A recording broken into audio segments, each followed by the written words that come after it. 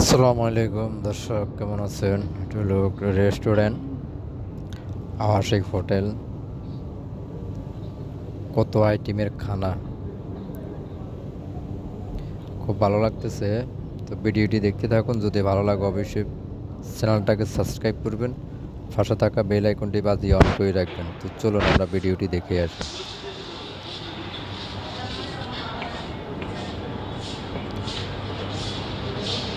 এখানে খানা খাইতে গেলে 2,000 3,000 টাকা বিল, 4,000, সব কিছুর দাম বাড়তি।